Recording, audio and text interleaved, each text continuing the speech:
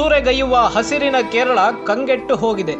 ರಾಜ್ಯದ ವಯನಾಡು ಜಿಲ್ಲೆಯ ಚೂರಲ್ಮಲ, ಮುಂಡಕ್ಕೈ, ನಲ್ಪುಳ, ಅಟ್ಟಮಲ ಗ್ರಾಮಗಳು ನಾಮಾವಶೇಷಗೊಂಡಿವೆ. ಘೋರ ದುರಂತಕ್ಕೆ ಬಲಿಯಾದವರ ಸಂಖ್ಯೆ ಆಗಲೇ 350 ದಾಟಿದೆ. ಸಾವಿನ ಸಂಖ್ಯೆ ಮತ್ತೂ ಏರುವ ಅನುಮಾನಗಳಿವೆ. ನೂರಾರು ಮಂದಿ ನಾಪತ್ತೆಯಾಗಿದ್ದಾರೆ. ಕುಟುಂಬಗಳೇ ಇಲ್ಲದಿರುವುದು ಒಂದೆಡೆಯಾದರೆ, ಕುಟುಂಬದವರನ್ನ ಕಳೆದುಕೊಂಡು ಕಣ್ಣೀರು ಹಾಕುತ್ತಿರುವವರ ತಬ್ಬಲಿಗಳಂತಾದವರ ತಲ್ಲಣ ಇನ್ನೊಂದೆಡೆಗೆ.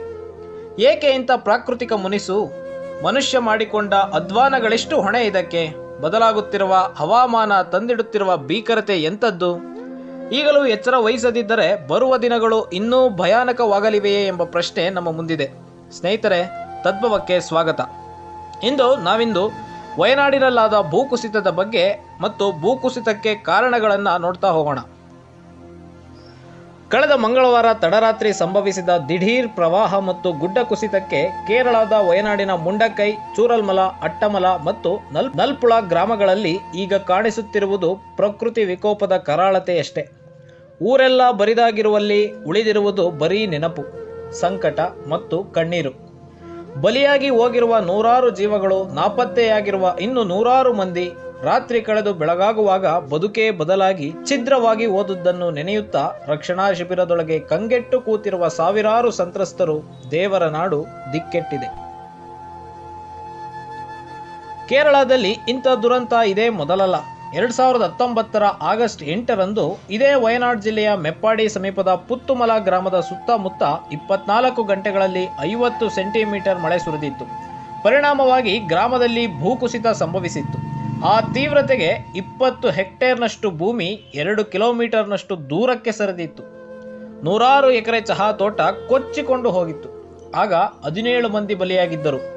ಪುತ್ತುಮಲ ಭೂಕುಸಿತದ ನೆನಪಿನ್ನು ಕಾಡುತ್ತಿರುವಾಗಲೇ ಈಗ ವಯನಾಡಿನಲ್ಲಿ ಮತ್ತೊಂದು ದುರಂತ ಸಂಭವಿಸಿದೆ. ಕರಾಳ ಚಿತ್ರಗಳನ್ನು ಕೇರಳದ ನೆಲದಲ್ಲಿ ಬಹುಕಾಲ ಉಳಿಸಿಬಿಡುವ ದುರಂತ ಇದಾಗಿದೆ. ಇನ್ನು ಪ್ರವಾಹದ ವಿಚಾರ ಗಮನಿಸಿದರೆ, ಕೇರಳದಲ್ಲಿ ಕರಾಳ ನೆನಪಾಗಿ ಉಳಿದಿರುವುದು 2018ರ ದುರಂತ.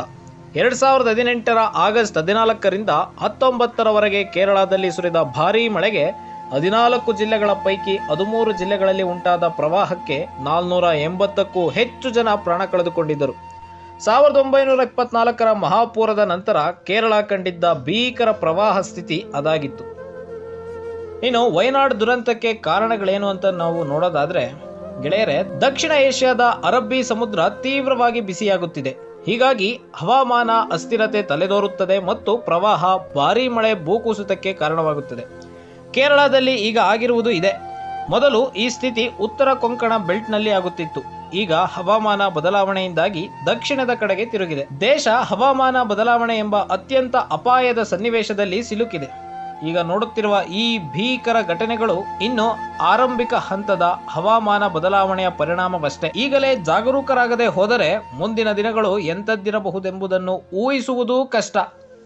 ಲಡಾಖ್, ಬೆಂಗಳೂರು, ಜೋಶಿಮಠ, ದಿಲ್ಲಿ, ಸಿಕ್ಕಿಂ, ಅಸ್ಸಾಂ, ಕೇರಳಗಳಲ್ಲೆಲ್ಲ ಕಾಣುತ್ತಿರುವ ವೈಪರೀತ್ಯಗಳು ಹವಾಮಾನ ಬಿಕ್ಕಟ್ಟಿನ ಪರಿಣಾಮಗಳೇ ಆಗಿವೆ. ಈ ಹಿಂದಿನ ವರ್ಷಗಳಲ್ಲಿ ನಡೆದ ಅಧ್ಯಯನಗಳು ಕೂಡ ಕೇರಳದಲ್ಲಿನ ಈ ದುರಂತಕ್ಕೆ ಹವಾಮಾನ ಬದಲಾವಣೆ, ಅರಣ್ಯನಾಶ ಮತ್ತದು ಸೂಕ್ಷ್ಮ ಪ್ರದೇಶವಾಗಿರುವುದೇ ಕಾರಣ ಎನ್ನುತ್ತಿವೆ. ಇನ್ನು ವಯನಾಡಿನಲ್ಲಿ ಅರಣ್ಯನಾಶ ಕುರಿತು 2022ರಲ್ಲಿ ನಡೆದ ಅಧ್ಯಯನದ ಪ್ರಕಾರ 1950ರಿಂದ 2018ರವರೆಗಿನ ಅವಧಿಯಲ್ಲಿ 62% ಅರಣ್ಯ ನಾಶವಾಗಿದೆ. ಇದೇ ಸಮಯದಲ್ಲಿ ತೋಟಗಳಿರುವ ಪ್ರದೇಶ 1800ರಷ್ಟು ಹೆಚ್ಚಿದೆ. International journal of environmental research public health ನಿಯತಕಾಲಿಕದಲ್ಲಿ ಪ್ರಕಟವಾಗಿದ್ದ ಅಧ್ಯಯನದ ವರದಿ ಪ್ರಕಾರ 1950ರವರೆಗೆ ವಯನಾಡಿನ ಒಟ್ಟು ಪ್ರದೇಶದ 85ರಷ್ಟು ಭಾಗ ಅರಣ್ಯದಿಂದ ಕೂಡಿತ್ತು. ಇಸ್ರೋ ವರದಿಯ ಪ್ರಕಾರ ಪಶ್ಚಿಮ ಘಟ್ಟಗಳು ಹಾಗೂ ಕೊಂಕಣ ಪ್ರದೇಶಗಳು ಅಂದರೆ ತಮಿಳುನಾಡು, ಕೇರಳ, ಕರ್ನಾಟಕ, ಗೋವಾ, ಮಹಾರಾಷ್ಟ್ರಗಳಲ್ಲಿನ ಪ್ರದೇಶಗಳ ಪೈಕಿ 0.09 ಚದರ ಕಿಲೋಮೀಟರ್ನಷ್ಟು ಪ್ರದೇಶ ಭೂಕುಸಿತದ ಅಪಾಯ ಎದುರಿಸುತ್ತಿದೆ. ಸ್ಪ್ರಿಂಗರ್ ನಿಯತಕಾಲಿಕ 2021ರಲ್ಲಿ ಪ್ರಕಟವಾದ ವರದಿಯ ಪ್ರಕಾರ ಕೇರಳದಲ್ಲಿ ಭೂಕುಸಿತದ ಅಪಾಯ ಎದುರಿಸುತ್ತಿರುವ ಪ್ರದೇಶಗಳೆಲ್ಲ ಪಶ್ಚಿಮ ಘಟ್ಟಗಳ ವ್ಯಾಪ್ತಿಗೆ ಬರುತ್ತವೆ. ಅಂತ ಬಹುತೇಕ ಪ್ರದೇಶಗಳು ಇಡುಕ್ಕಿ, ಎರ್ನಾಕುಲಂ, ಕೊಟ್ಟಾಯಂ, ವಯನಾಡ್, ಕೋಯಿಕ್ಕೋಡ್, ಮಲಪ್ಪುರಂ ಜಿಲ್ಲೆಗಳಲ್ಲಿವೆ. ಅಲ್ಲದೆ ಈ ಕೇರಳದಲ್ಲಿನ ಭೂಕುಸಿತಗಳ ಪೈಕಿ 59% ಪ್ರಕರಣಗಳು ತೋಟಗಳಿರುವ ಪ್ರದೇಶಗಳಲ್ಲಿಯೇ ಸಂಭವಿಸಿವೆ. ವಯನಾಡ್ ಜಿಲ್ಲೆಯ 4 ಗ್ರಾಮಗಳು ನಾಮಾವಶೇಷ ಆಗುತ್ತಿದ್ದಂತೆ ಮನುಷ್ಯಕೃತ ಅಪರಾಧ ಎಂಬ ಆಕ್ಷೇಪ ಮತ್ತೊಮ್ಮೆ ಮುನ್ನೆಲೆಗೆ ಬಂದಿದೆ. ಪಶ್ಚಿಮ ಘಟ್ಟಗಳ ರಕ್ಷಣೆಗೆ 2011ರಲ್ಲಿ ಮಾಧವ್ ಗಾಡ್ಗೀಳ್ ಸಮಿತಿ ಸಲ್ಲಿಸಿದ್ದ ವರದಿಯನ್ನು ನಿರ್ಲಕ್ಷಿಸಿದ್ದೇ ಈ ಘೋರ ದುರಂತಕ್ಕೆ ಕಾರಣ ಎನ್ನಲಾಗುತ್ತಿದೆ. ಪರಿಸರ ಸೂಕ್ಷ್ಮ ವಲಯ ಎಂದು ಗುರುತಿಸಲಾದ ಪ್ರದೇಶಗಳಲ್ಲಿ ಕಲ್ಲು ಗಣಿಗಾರಿಕೆ, ಕ್ವಾರಿಗಳಿಗೆ ಅವಕಾಶ ನೀಡದಿರುವಂತೆ ಗಾಡ್ಗೀಳ್ ವರದಿಯಲ್ಲಿ ಸೂಚಿಸಲಾಗಿತ್ತು. ಈಗ ದುರಂತ ನಡೆದಿರುವ ಮೊಂಡಕೈ, ಮೆಪ್ಪಾಡಿ, ಚೂರಲ್ಮಲ ಸುತ್ತಮುತ್ತಲ ಗ್ರಾಮಗಳನ್ನೇ ವರದಿಯಲ್ಲಿಯೂ ಉಲ್ಲೇಖಿಸಲಾಗಿತ್ತು. ಅದರ ನಂತರ 2013ರಲ್ಲಿ ಕಸ್ತೂರಿ ರಂಗನ್ ಸಮಿತಿ ಸಲ್ಲಿಸಿದ್ದ ವರದಿಯನ್ನು ಕೇರಳ ಸರ್ಕಾರ ವಿರೋಧಿಸಿತ್ತು. ಕೇರಳದ 14 ಜಿಲ್ಲೆಗಳ ಪೈಕಿ 12 ಜಿಲ್ಲೆಗಳಲ್ಲಿರುವ 123 ಹಳ್ಳಿಗಳ ವ್ಯಾಪ್ತಿಯ 13,108 ಚದರ ಕಿಲೋಮೀಟರ್ ಭೂಪ್ರದೇಶವನ್ನು ಪರಿಸರ ಸೂಕ್ಷ್ಮ ವಲಯವೆಂದು ಪರಿಗಣಿಸಲು ಕಸ್ತೂರಿ ರಂಗನ್ ವರದಿ ಶಿಫಾರಸು ಮಾಡಿತ್ತು. ಸ್ನೇಹಿತರೆ, 123 ಹಳ್ಳಿಗಳ ಪೈಕಿ 60 ಹಳ್ಳಿಗಳು ಇಡುಕ್ಕಿ ಮತ್ತು ವಯನಾಡ್ ಜಿಲ್ಲೆಗಳಿಗೆ ಸೇರಿವೆ. ಗಣಿಗಾರಿಕೆ, ಕ್ವಾರಿ, ಮರ ಕಡಿಯುವುದು, ಕೈಗಾರಿಕೆ ಸ್ಥಾಪನೆ, ಕಟ್ಟಡ ನಿರ್ಮಾಣದಂಥ ಚಟುವಟಿಕೆಗಳ ಮೇಲೆ ಹಲವು ನಿರ್ಬಂಧಗಳನ್ನು ಹೇರಲಾಗಿತ್ತು. ಆದರೆ ಅದರ ವಿರುದ್ಧ ವ್ಯಾಪಕ ಪ್ರತಿಭಟನೆಗಳ ಬಳಿಕ 13,108 ಚದರ ಕಿಲೋಮೀಟರ್ ವ್ಯಾಪ್ತಿಯಲ್ಲಿನ 3,100 ಚದರ ಕಿಲೋಮೀಟರ್ ಪ್ರದೇಶವನ್ನು ಪರಿಸರ ಸೂಕ್ಷ್ಮ ವಲಯದಿಂದ ಹೊರಗಿಡಲಾಯಿತು. ಇಷ್ಟಾದ ಮೇಲೂ ಕಸ್ತೂರಿ ರಂಗನ್ ವರದಿ ಜಾರಿಗೆ 2014, 15, 16, 17, 18 ಹಾಗೂ 2022 ಹೀಗೆ ಒಟ್ಟು 5 ಬಾರಿ ಕೇಂದ್ರ ಸರ್ಕಾರ ಅಧಿಸೂಚನೆ ಪ್ರಕಟಿಸಿದೆ. ಆದರೆ ಪ್ರತಿ ಬಾರಿಯೂ ವಿರೋಧ ವ್ಯಕ್ತವಾಗಿ ವರದಿ ಜಾರಿ ವಿಚಾರ ಮುಂದಕ್ಕೆ ಹೋಗುತ್ತಲೇ ಇದೆ. ಸ್ನೇಹಿತರೆ, ಇನ್ನು ಹೋಮ್ ಸ್ಟೇಗಳ ವಿಚಾರಕ್ಕೆ ಬರೋದಾದ್ರೆ, ಹೋಮ್ ಸ್ಟೇಗಳ ಆಶಯವೇ ಒಂದು, ಅವುಗಳ ಈಗಿನ ಸ್ವರೂಪವೇ ಇನ್ನೊಂದಾಗಿದೆ. ಪ್ರವಾಸಕ್ಕೆ ಹೋದವರು ಆ ಊರಿನ ಸಂಸ್ಕೃತಿ, ಆಹಾರ ಪದ್ಧತಿ ತಿಳಿಯಲು ಅಲ್ಲಿನ ಮನೆಯೊಂದರಲ್ಲಿ ವಾಸ್ತವ್ಯವಿದ್ದು ಊಟೋಪಚಾರ ಸವಿಯಬೇಕು ಎಂಬ ಪರಿಕಲ್ಪನೆ ಈಗ ಮಾಯವಾಗಿದೆ. ಅವು ಈಗ ದುಡ್ಡು ಮಾಡುವ ದಾರಿಯಾಗಿ ಅಕ್ರಮ ಚಟುವಟಿಕೆಗಳಿಗೂ ಬಳಕೆಯಾಗುತ್ತಿರುವುದು ರಹಸ್ಯವಾಗಿ ಏನೂ ಉಳಿದಿಲ್ಲ ಬಿಡಿ.